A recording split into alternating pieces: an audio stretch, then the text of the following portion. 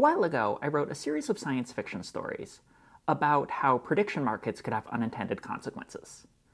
Another writer on the internet liked my stories so much that he ripped them off and wrote a much more popular story about how prediction markets could have unintended consequences. Some people might be annoyed, but for me, I was overjoyed, because I'm not worried about my ideas being stolen. To the contrary, the reason I put ideas on the internet is so that other people will steal them.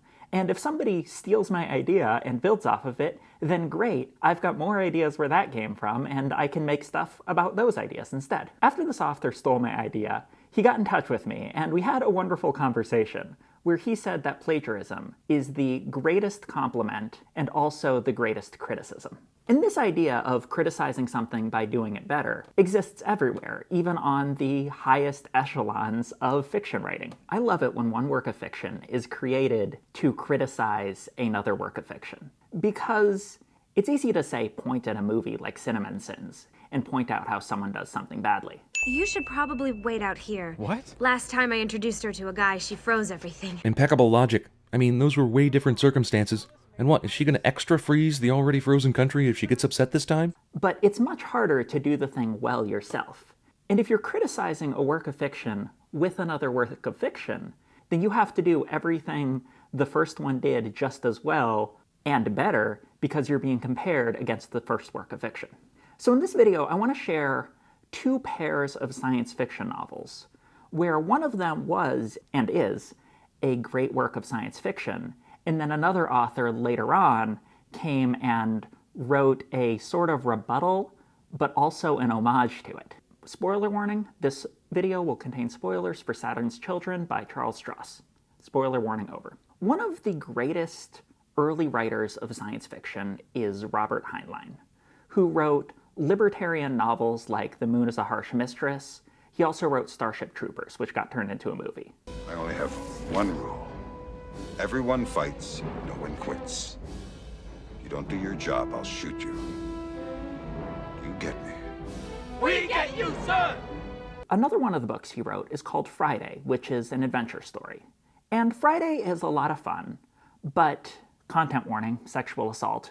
The main character in Friday is in a woman's body, and early in the story she gets raped, and it's not a big deal. This is problematic, to say the least. But the novel was also really influential, and otherwise a really good novel. Later on, I read another novel, which is a similar science fiction adventure story, except in this book, which is Saturn's Children by Charles Stross, the character getting raped is a big deal, and that becomes essentially the central plot point of the entire book. If you've read Friday and then you read Saturn's Children by Charles Stross, you'll notice this.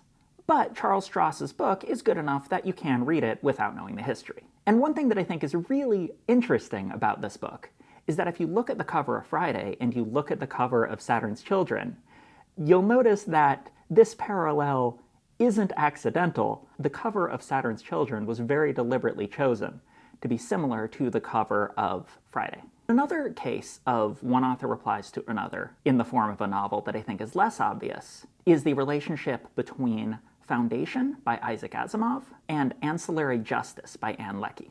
Foundation by Isaac Asimov is one of the most important, most influential science fiction novels of all time. Isaac Asimov was reading The Decline and Fall of the Roman Empire and thought to himself, I'm going to rip this off. I like this book so much, I'm going to write my own science fiction Roman Empire set in the future.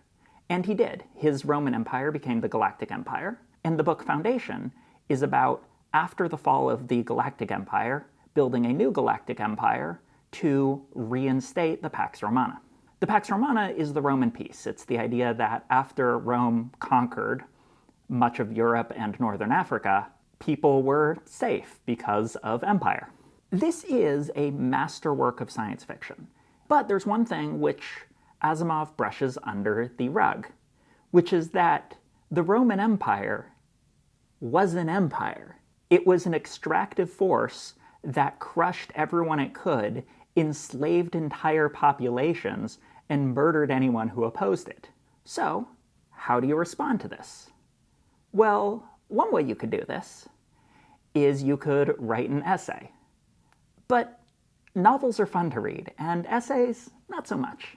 So instead, what Ann Leckie did is she wrote her own story about a human empire in the future, also based on the Roman Empire, except the difference between Ann Leckie's empire and Isaac Asimov's empire is that Ann Leckie takes all the horrible stuff that Rome did to its conquered populations and tells the story of an officer in her empire doing those same things to subject populations.